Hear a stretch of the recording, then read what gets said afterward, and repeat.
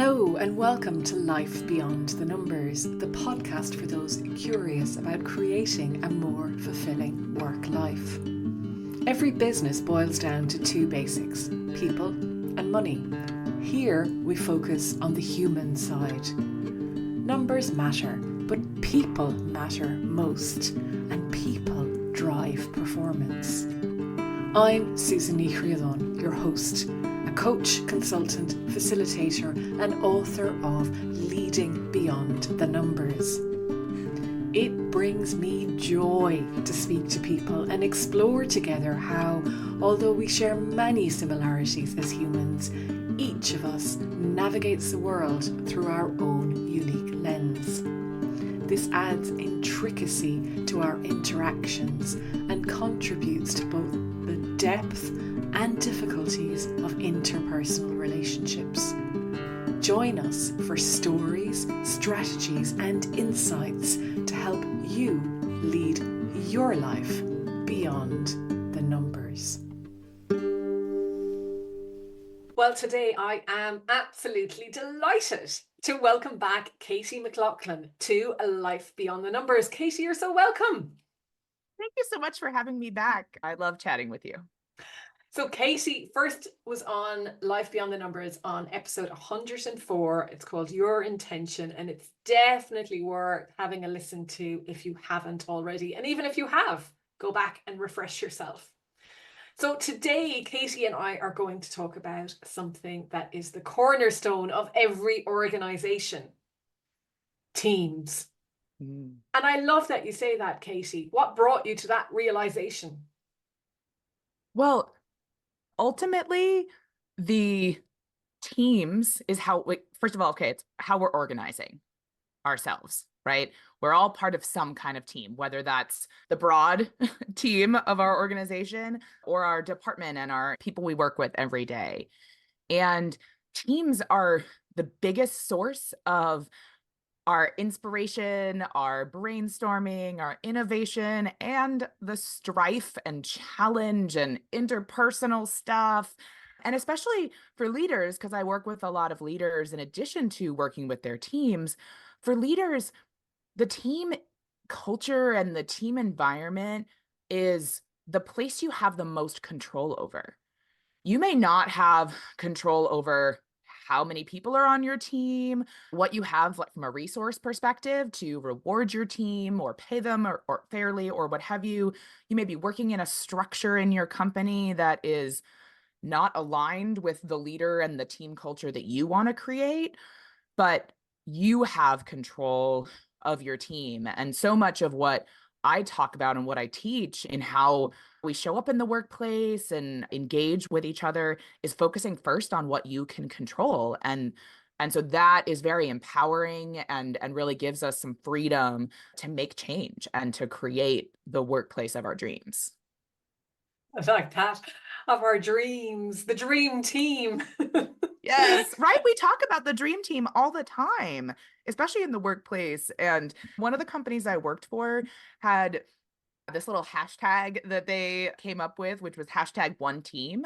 And it was a really great banner. Now, I don't think that company was actually really good at like fulfilling on that promise, but it did become this like really rallying cry and this reminder that as individual teams, we are part of one team.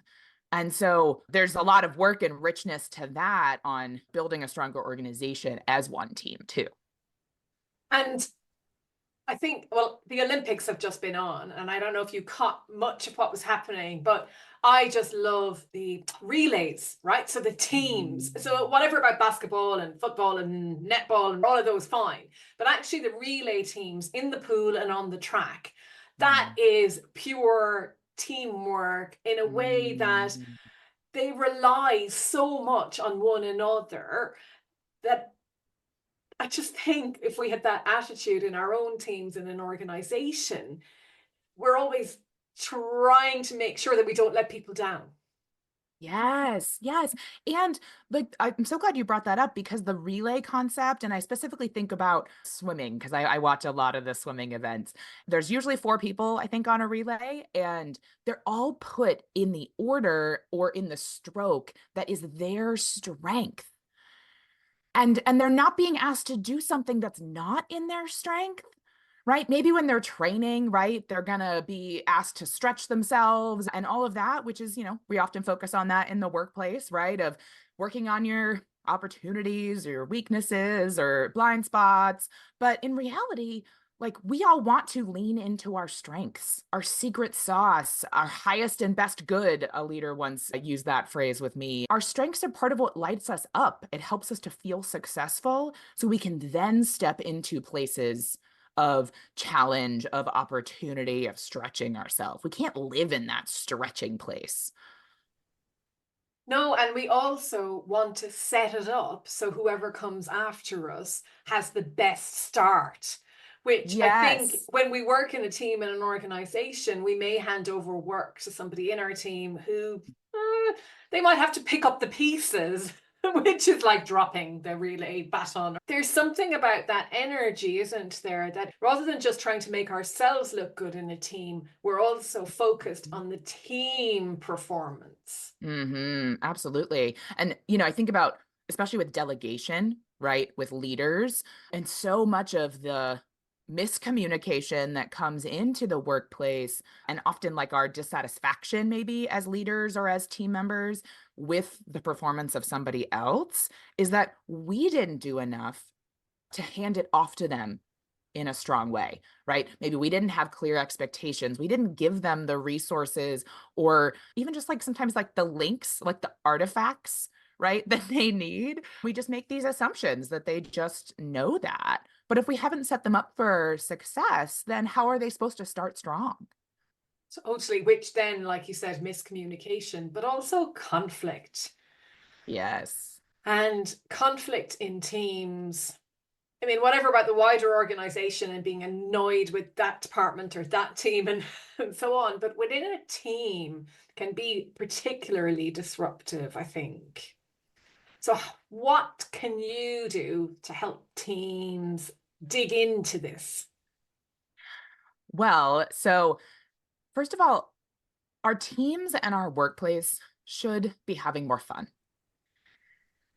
When we're laughing, when we're having a good time, it makes it easier to bring up things that are a little bit more challenging, right? Or to feel like we can trust somebody so we can ask a question and don't worry about, are they going to think that I'm dumb because I don't understand what they mean by something, right? It provides us a chance to give people a little more grace and a little more consideration too. And so when I work with teams, I typically work in a kind of workshop format. Call it training if you want, call it team building if you want, but it's really a workshop where it's experiential learning process. And theater is my secret sauce that I've brought into business. That's where I started my educational journey and then just have moved into the business world and just leveraged all of those skills and strengths from there in the business world. So I bring that back in through my workshops to first cultivate that sense of fun and play and get ourselves the chance to just be a little silly, especially like if we're on our video call, right? Like one of the first things I have people do is I'm like, lift your arms up. We never lift our arms up in our video, right? And we start laughing, right? We start smiling. We're like, this is weird. And then I bring us into some progressively more like embodied work that has us think about like real scenarios in the workplace and how we really feel about them. Because how we feel in these different scenarios, AKA our emotions are driving the actions that we take in the workplace. And so the actions that we take are the things that are going to get us results, whether we like it or not. And so looking at those results, which business leaders are looking at all the time, right? We're always looking at those results. Are we meeting our outcomes? Are we meeting our metrics? And if we're not getting those results, well, we're not taking the right actions. And many times leaders are looking at that, right? Our teams are looking at that, but we're not looking at why we're not taking those right actions. And we're not taking those right actions that are going to lead to the results we want because of our emotions. And so we have to be looking back at those emotions and what is the culture and the team environment doing to influence those emotions? And what do we need to change? Which oftentimes it's really small changes to change our emotions so that we can get to those actions and results we want. Music to my ears, obviously, for many reasons. So, first of all, how do people react when you tell them that emotions need to be tackled to change results or impact the actions that need to be taken to change results? There's people kind of all on a spectrum, right, of reactions. And I'm sure you see this in your own work. Historically, culturally, in business, we're like, emotions have no place in the workplace. And the more and more that we continue to move and shift our understanding of business to recognize that emotions and feelings are part of our whole selves, which our whole selves in the workplace has been a theme for a long time in culture. And I'd say especially in the like startup and tech space, which kind of leads with that, wanting people to be their whole selves. But the idea of that is not equaling action, right? We can't just talk. We have to follow that up with action. And so it's that connection between emotions and action that I'm finding people are not by default understanding. And that's why I talk about it so much. And that's why I use very action-based experiential exercises from theater to help us literally see and feel those emotions in a non-traumatizing, safe, non-performative way. So we can see, right? Well, if I'm in this space, what actions am I going to take?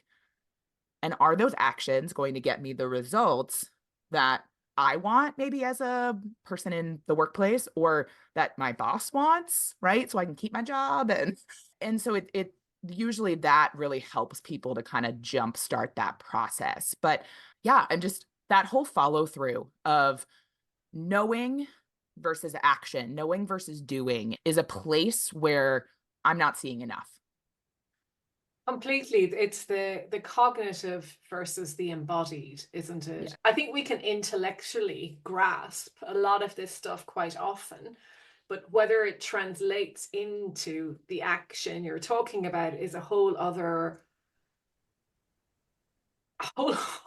conversation, because we're used to learning things off by heart in school or just Mm, learning to pass exams and not actually immersing ourselves into the knowledge and living and breathing it. And I think mm, it takes a while for us to understand that just knowledge isn't everything. yeah, absolutely. I often talk about going beyond theory and into action, right? You can be studying all of these things. We were talking earlier about how the brain like kind of influences things, and we can learn how the brain works, and that can be interesting. And I talk about it a lot because I think it's fascinating, and I do think it's really informative. But without knowing what to do with that information, how to apply it, is just knowledge. Like the smartest scholars out there wouldn't be the best operators in business. And I don't mean that to be like say that we shouldn't have them. We need them. We need this well-rounded society that has people focused on different things. But we assume that knowledge equals action, and it really doesn't. Back to swimming, but you cannot learn to swim unless you get in the water. Yeah, You just can't. And yet, right. we think that we can control our results without using our emotions. Right. And that is, I think it's fundamentally changing how we're going to interact and work with each other as time goes on. But at the Hmm. moment, we're stuck almost in this gray area of, is it really true that I can be emotional at work? Hmm. Is it really true that emotions influence action, or can I just think my way out of this? Yes. I have spent a lot of my career in the like tech and startup space, and I know a number of founders. They are so hyper focused on the sustainability of my company, right? And getting funding, getting customers, like looking at the broader numbers. Are we able to get to profitability and all of that? And so their emotions, right, are frenzied and stressed. And when we're in that frenzied and stressed space, our actions are going to be informed by that, right? Our actions include things like snapping at people and maybe not being intentional with how we ask questions like, what's the status of this thing? And you can ask that in a way that is very approachable. And sometimes it's just tone, but tone is lost when we're in this remote first work world, right? A quick instant message at work, right? Using whatever platform you use of, I need a status update of blah. Like can send somebody into a tailspin of, oh my God, I'm going to lose my job and it's not good enough. And what are they expecting from me? When in reality, that leader is just literally wanting to know, like, are things on track? Do you need my help? Right? We forget that we impact other people. And so it's just, we have to be really thinking about how our actions are also getting interpreted because they're getting put into somebody else's emotion, action, result, like cycle. And we can't control other people. But those founders, those C-level executives, they aren't necessarily cultivating enough space for themselves to be aware of how their actions aren't necessarily getting the results that they need to put people in the place where their emotions can drive the actions and results that the leader's looking for. It's like a catch-22 in a way, isn't it? Because space, time are the things that you require to slow down, to actually feel your feet, to listen for the quiet voice inside, whatever it is. There's so many ways, but allowing yourself that almost luxury, I think, is what people think it is, rather than seeing that as the necessity that will get Right. you off your hamster wheel. So I suppose I'm thinking, Katie, is there something really simple that people can do just to notice a difference and notice, oh, my emotions are here in this room with me, or if I slow down, oh, this is what happens. Absolutely. The first thing that I recommend is taking a breath.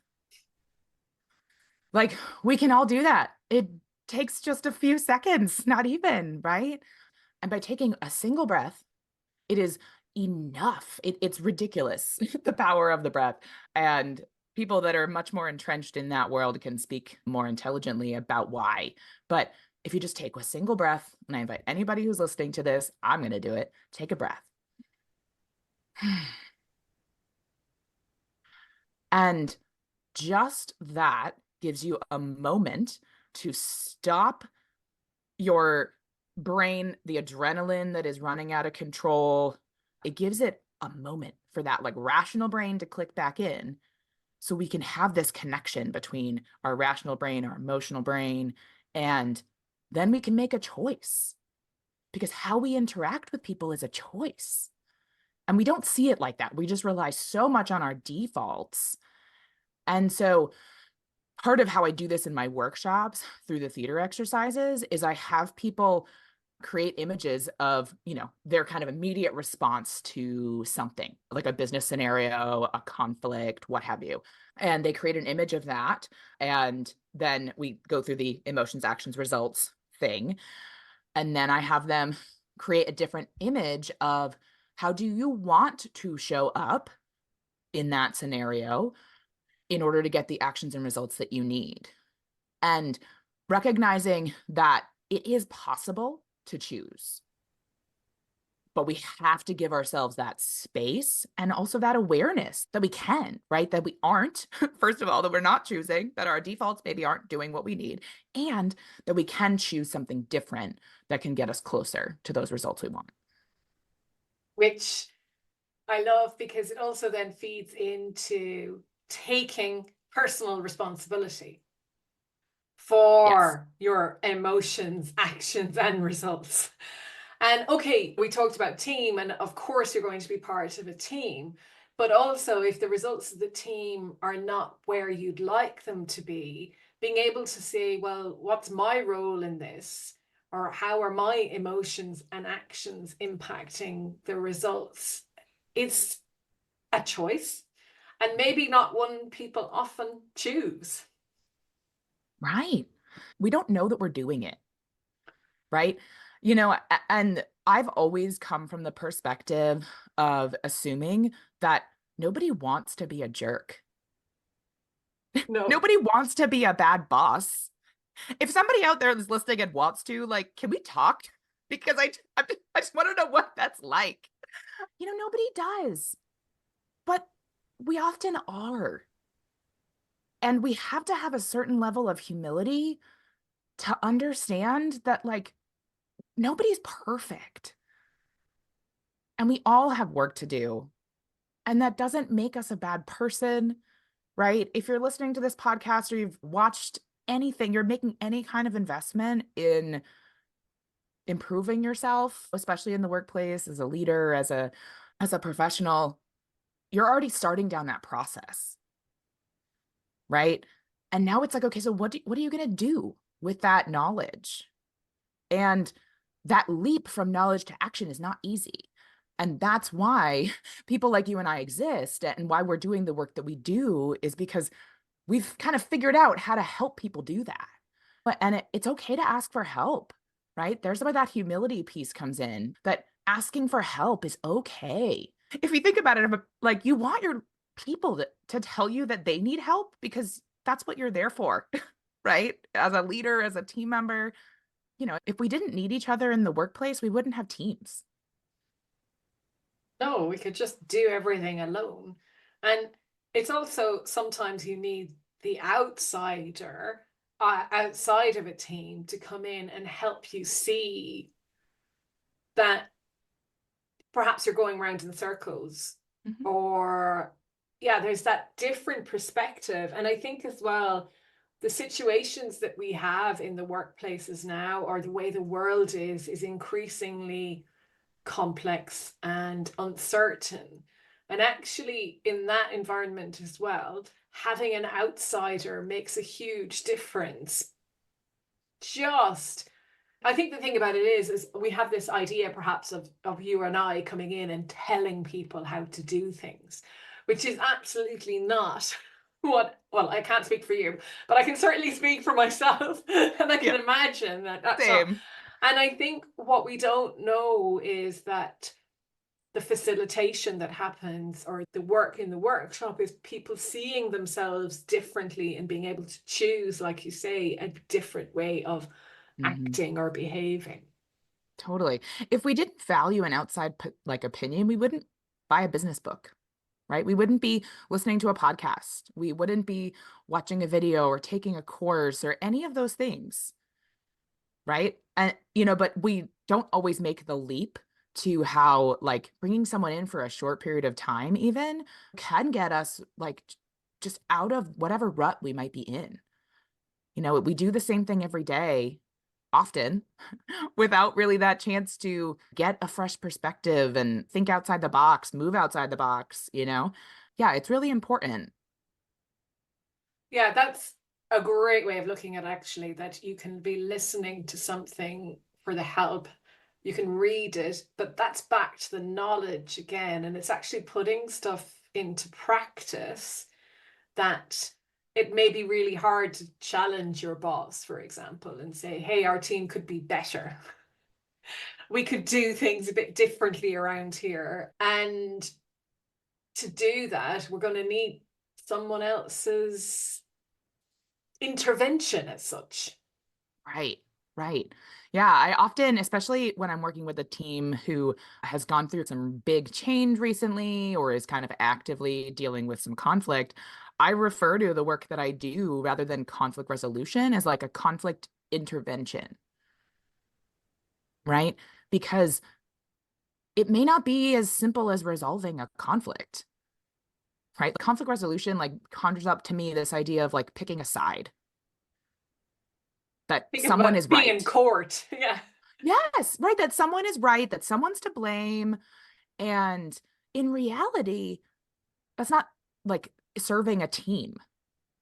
The person who's labeled as wrong is literally going to leave their job. And they're probably somebody you really don't want to have leave their job, right? And so we need an intervention to figure out what that root cause of the conflict is, which is usually emotions and misinterpretation and lack of expectations and what have you, because we all want to be good at our jobs. We all want to do good work, even if we're quote unquote don't care about work and just are kind of there for a paycheck. We still generally want to do our job well, you We know? never really went in like that anyway, I think. You probably never just signed up to start work in an organization to just draw a paycheck. You went in to make a contribution and maybe you got in there and realized, okay, well, this isn't really where I want to be, but suddenly you can't leave the money and oh, whatever. There's so many reasons. And it's often hard to find something else. And you might just think, well, Mm-hmm. this is life as well. But I think the other thing, Katie, is the language that we use to talk about emotions and how we talk about emotions. Because I would say that many of us, and particularly my generation, and Katie reminded me how old I was before we started recording. I'm only joking, Katie. But particularly my generation, we didn't really develop the language to talk about our emotions as such. And it was happy, sad, glad, mad, those kind of ones that rhyme. And but actually being able to articulate what it is you are going through, whether that's good or not so good, gives you a language to explain the situation to somebody else who can then interpret it, ask you more about it, and then it's manageable. But if Mm-hmm. everything is fine or okay, you're not really giving any, we're back to information, but information is also useful. Yes, it is useful. One of the things that I'm really passionate about are words. And I've had so many realizations of the power of words and the power of words also to uh, misdirect someone. And I'm finding that in the English language, we are collapsing meaning from a variety of different words into less vocabulary in general. And that means that the word fine has now a myriad of definitions. So how are we supposed to understand each other using words that are ineffective? And that's another reason why I bring in the theater work that I do, because we don't use words. We use our physicality, our bodies, our facial expressions to create an image. And that image, an image is worth 1,000 words. That image evokes a story. It evokes lots of different words that can describe it. And when we all do that together, we realize that our emotional reaction to thing or something or our emotional landscape is actually not that different from each other. It may not be the same, which is okay, but it's not that different. We can see similarities and we can appreciate how the diversity of our identities or the diversity of our experience doesn't make our emotional experience that much different sometimes, right? And I don't mean to like poo-poo people's identities and their hardships or what have you, but it's that because we always talk about empathy and like wanting to step into people's shoes, and we literally do that in the work that I do, but we can just start to recognize and notice, hey, I've felt that before. I don't have to know where that comes from for you. I don't have to have felt like it in that specific circumstance, but I can understand that feeling and what that feeling is going to do to me in the workplace. And I can now have empathy for you and I can now approach you as more of a human, right? That's it, isn't it? It nearly always comes back to our common humanity, seeing the human. And I suppose, particularly if we're in technical teams and technical type organizations as well, and like you said, the technology, we'll share very common language about all of that stuff that we do. And yet we may not be able to speak to each other in common language about our teamwork, for example. Exactly. We're not, right? And that, again, miscommunication, lack of expectations. We assume people have the context that we have, right? But in reality, we're all hyper focused on ourselves. We can literally only see things the way that we see them. And the only way we can start to see them differently is by having conversation with people, getting to know them, and being willing to let go of that the only way to see something is our way. We can still get the same results from different actions.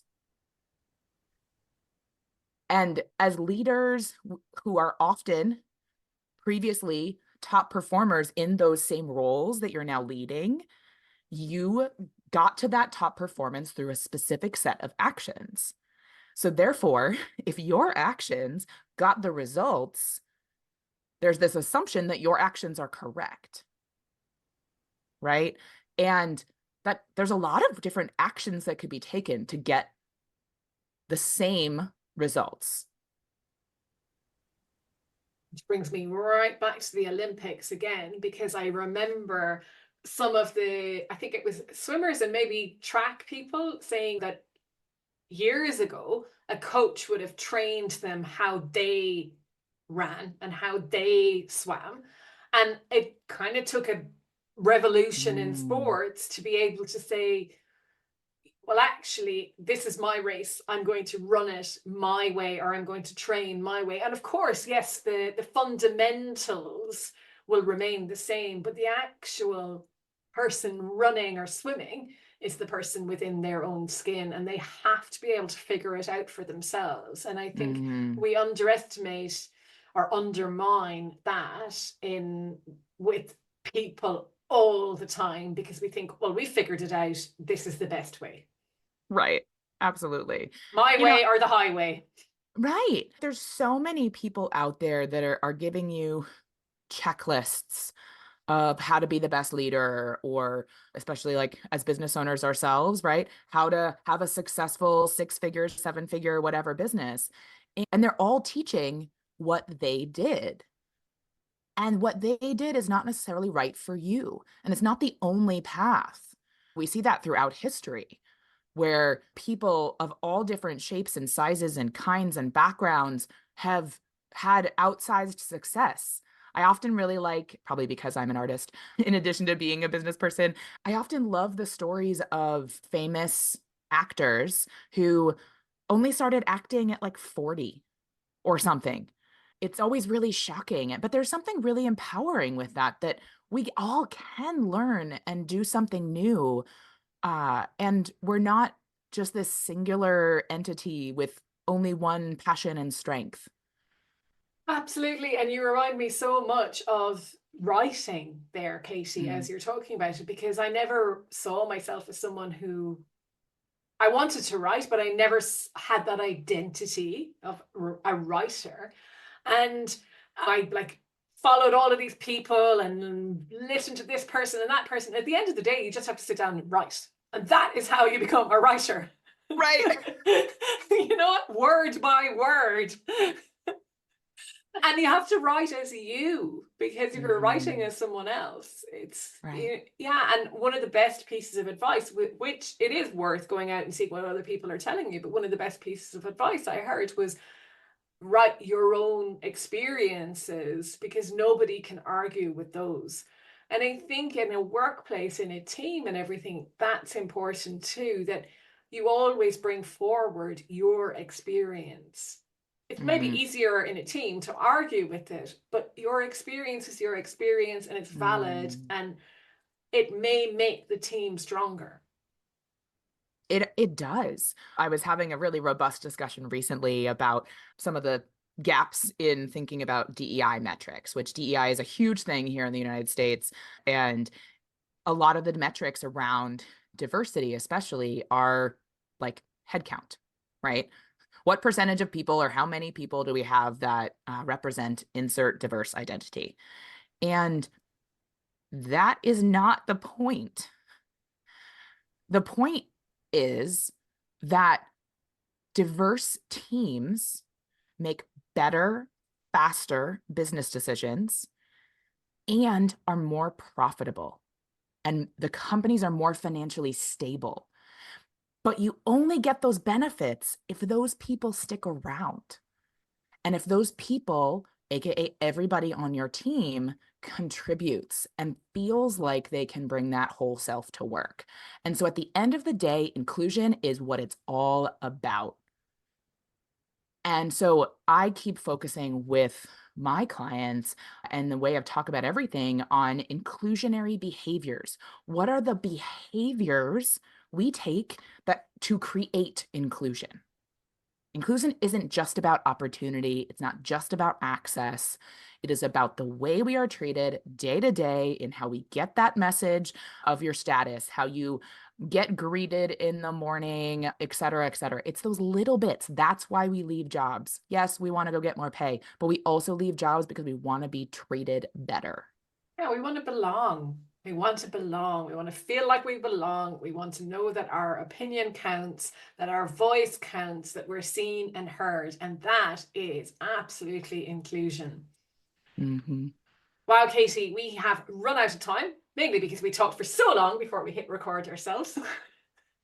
We actually met 30 minutes earlier before our recording session so we could catch up, and we still managed to overrun. But anyway, Katie, it's been an absolute pleasure having you on again, and I'm sure it isn't our last conversation, recorded or otherwise. And for people who want to know more about you and the McLaughlin method, what is the best way of doing that?